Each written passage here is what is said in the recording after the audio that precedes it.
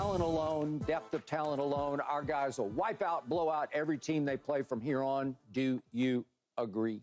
I don't agree. I mean, the U.S. just waltzing its way to a gold medal, those days are over. We used to win by 40 points, right? I think big, huge wins now are 15 points. You have to remember that not only has the rest of the world caught up in general with international basketball, but the rise of the three-pointer means that there is a guy on every one of the top 4 or 5 teams who could get hot, start hitting a bunch of threes, and we know that can sometimes be the ball game, which in a single elimination tournament, which this will get to be from the quarterfinals on, that matters.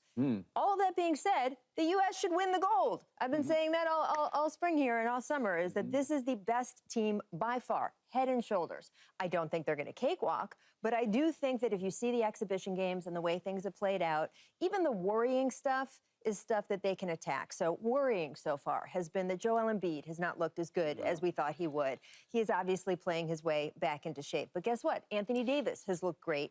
Bam Adebayo has looked great. So they clearly have that size. They have the presence in the middle. They're still working it out because, Key, you saw those like backdoor cuts that Australia was doing and some of the bullying they were doing under the basket. Bullying? We got bullied. There's a little bullying under the basket, right, from Australia. But again, I see the U.S. working those out. Steve Kerr hasn't even begun to set his rotations yet. Kevin Durant, who is just an automatic scoring machine in international basketball, he hasn't played yet. So I'm not concerned in the slightest. I just don't think it's a cakewalk. They're going to have to play basketball. They should still win, but they're going to have to actually play the games. Well, you start off right, Rachel, by saying you don't agree, which is fine. But then by the time you got to the end, you done completely shifted my thought process, because in the beginning, you're like, it might not be by 50. Okay, but if you win every single game, you get to the goal. That's the goal. Winning the gold medal is the goal, which means along the way, you're probably going to wipe out everybody.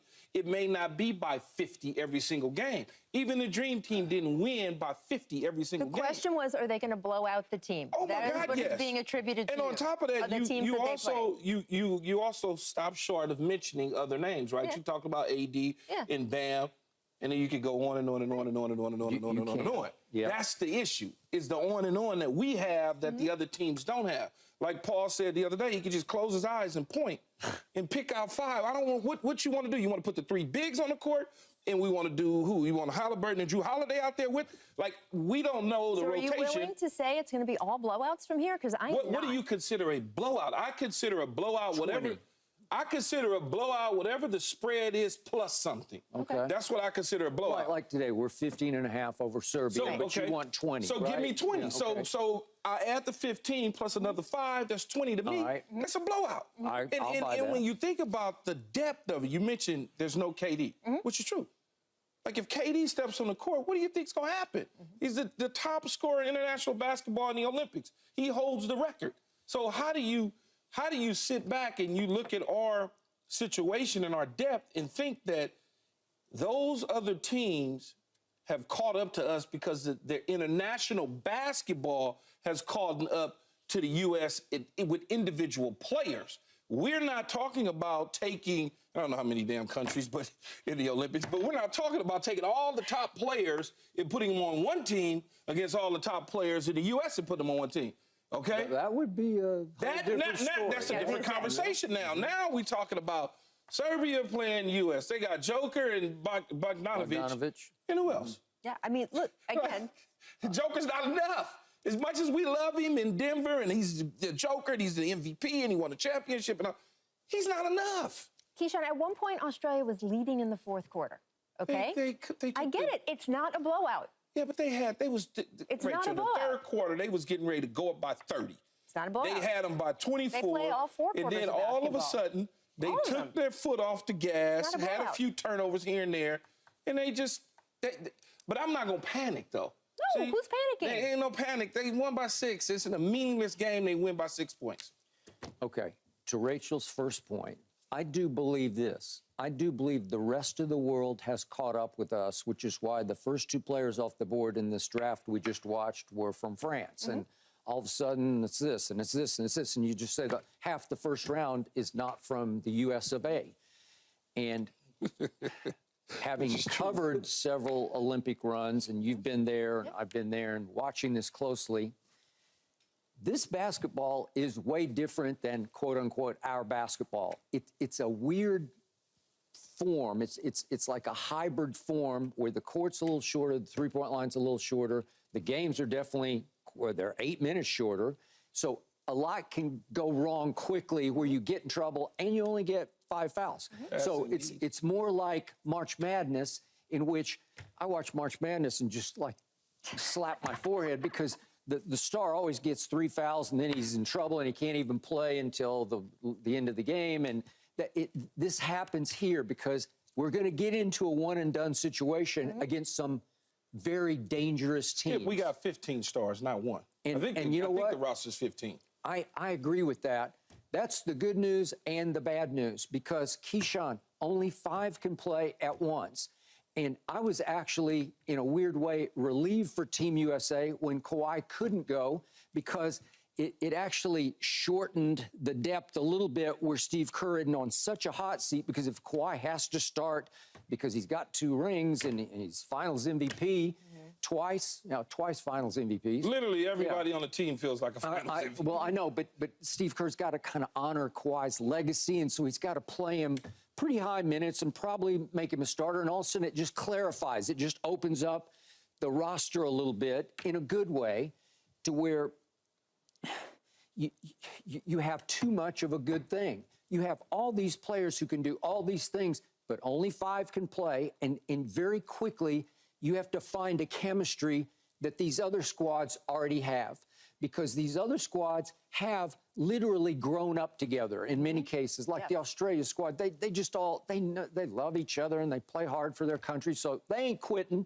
And the main thing about all these teams is they ain't afraid of no Americans. They are, because they play in the NBA and they play at a high level. All right, so you said, who else does Serbia have?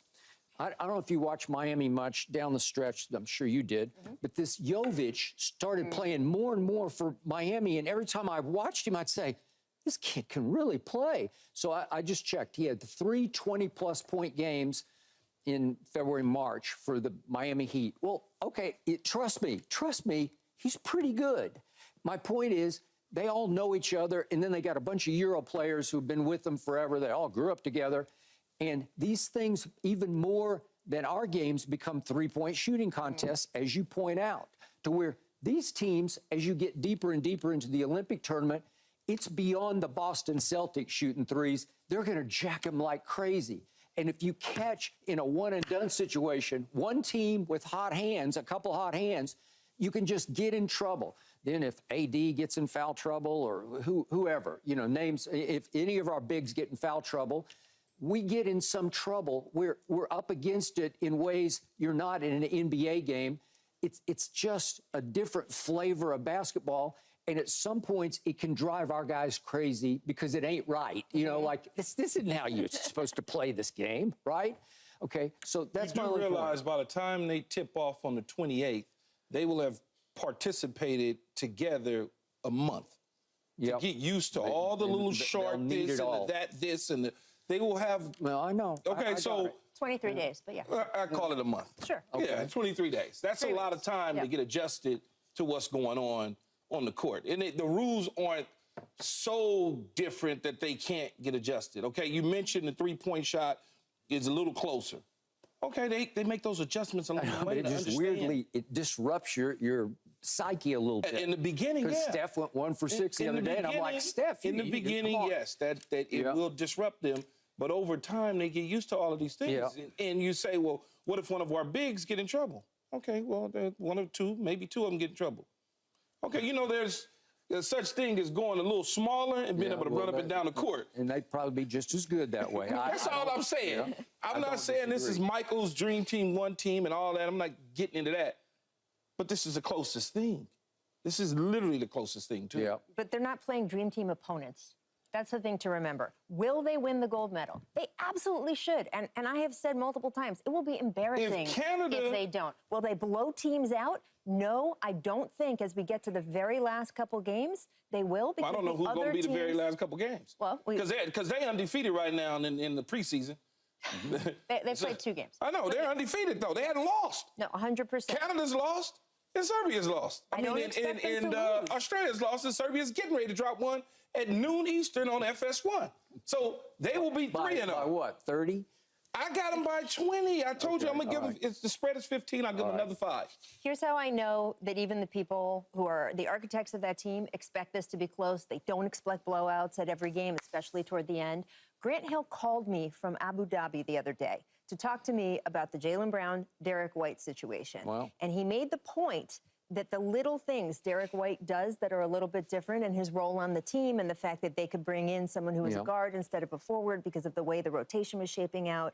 He made such micro points that it said to me, they think the micro points are going to be the difference in whether they win or not. That's how close they think it's going to be. That doesn't mean that he doesn't think they're going to win. I think they have every confidence. But this idea that they're going to blow out every I didn't team. say blowout. I said 15 and give me 5, and I consider that a blowout. Whatever the point spread is, add 5 onto it, and I consider it a blowout. The point spread was 6, and they won by 11. It's a blowout.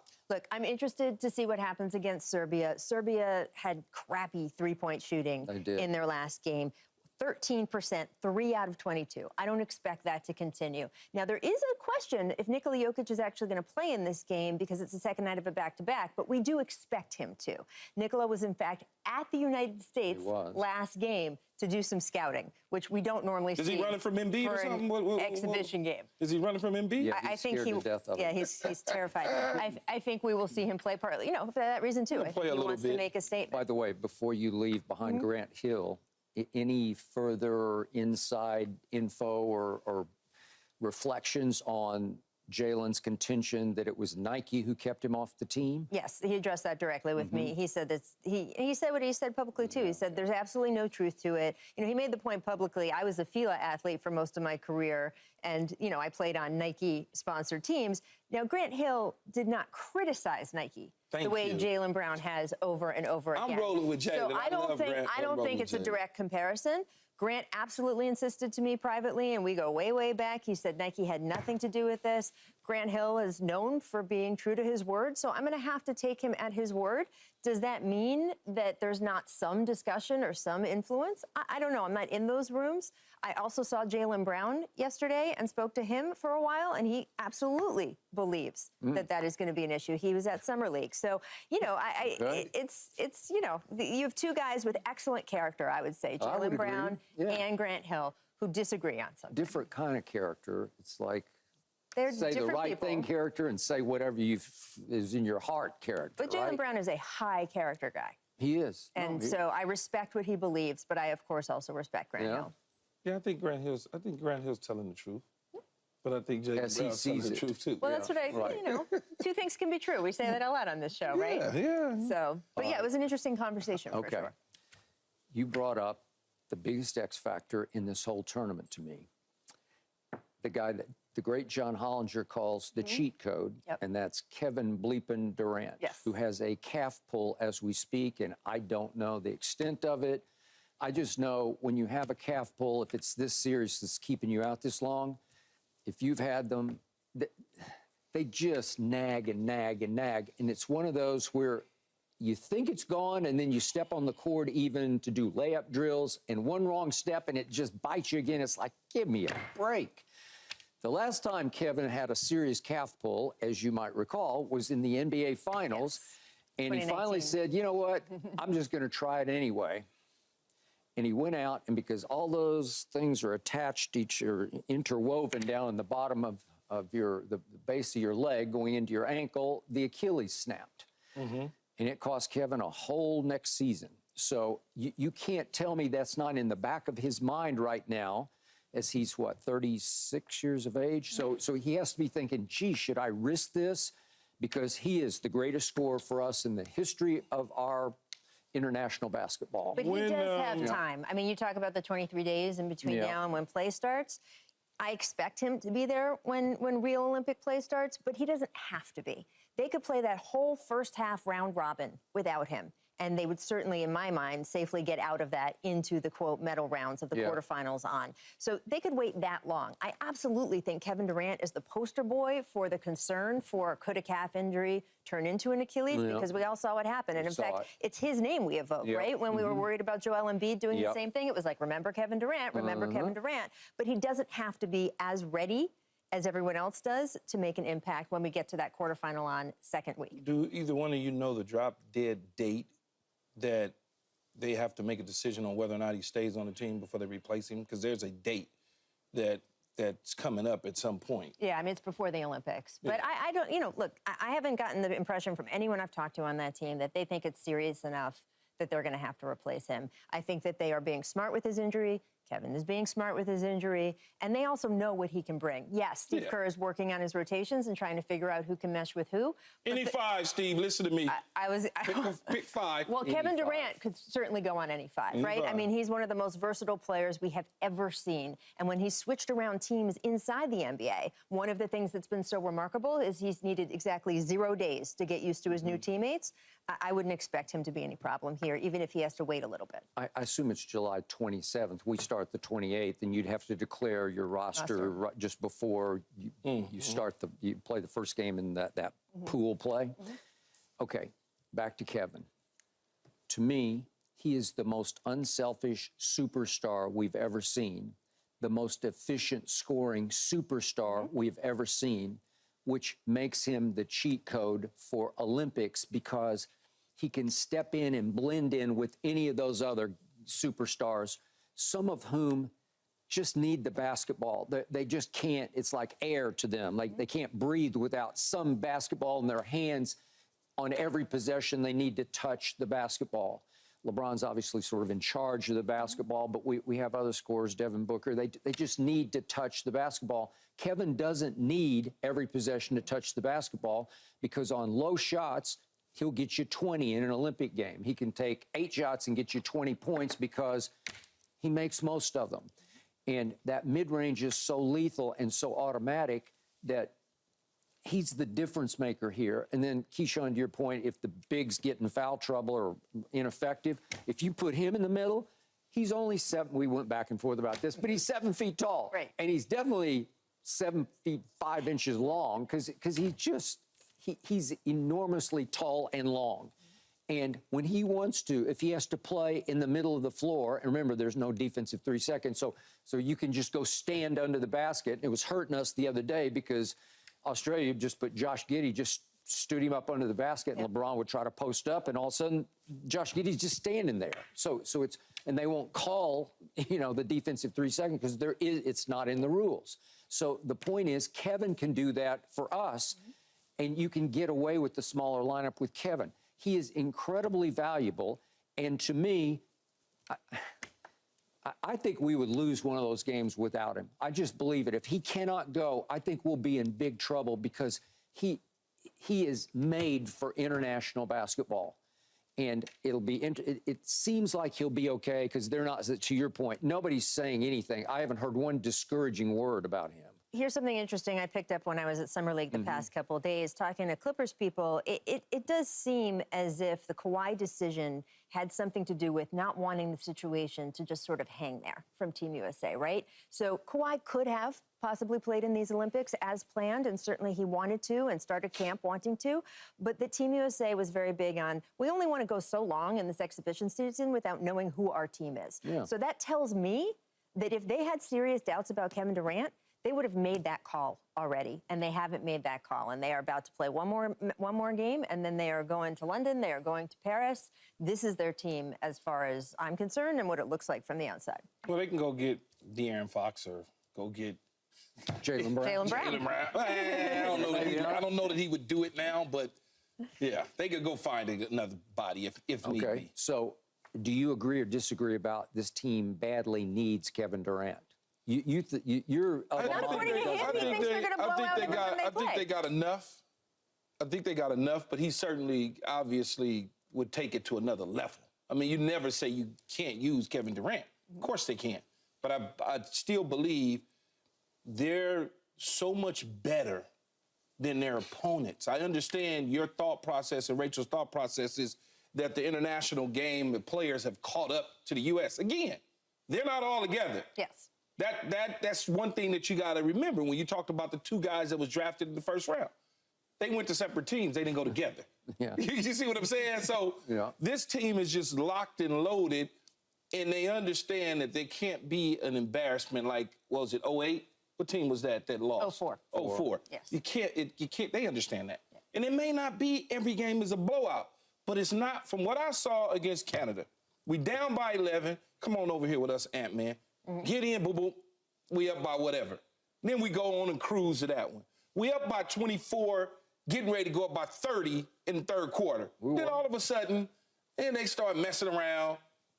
And then all of a sudden, Australia catches up and everybody goes, oh my God, this team's not, there's something's wrong. Embiid is this, I'm not worried about that. Okay, but I'm going to remind you, Australia caught up while shooting 4 of 18 from 3. I understand. If they had made 10 of 18, and we'd guess be what? having a different conversation. And the dude who's the deadliest three-point shooter in NBA history was 1 of 6. True. If he'd have just hit 2 of those, you see what I'm saying? No, I know. But there are areas where they are close enough. They have to address them and be concerned about them during games. The turnovers they had the other night, 18 to 13, right? So they had 18 turnovers compared to Australia's 13. Australia had 68 points in the paint. They're going to have to address stuff like that. I don't know what that means. Like 68 points in the paint, but I don't know what happened. It's not good. Oh, you know what it means. I know what it means. No, I know what it means, but I don't know what it means. Why did they let that happen? Well, again, because the grimier game that you were just talking about is the game Australia was playing. They were playing with that under the basket, the backdoor cuts, the things like that you will see these international teams playing with. Devin Booker said after the game, we will not win a gold medal playing like that. So that tells me that they have work to do, that these games are not all going to be blowouts. Should they win? I absolutely think they should win. Of course are there they got going to work be a to do, few Rachel. tense, exciting moments? I think there will They got a lot of work to do, and they got a lot of time to work on the work that they need to do. All right. Thanks for watching, Undisputed fans. Do you want more highlights from the show? Make sure to click that subscribe button for all the exclusive content from Undisputed.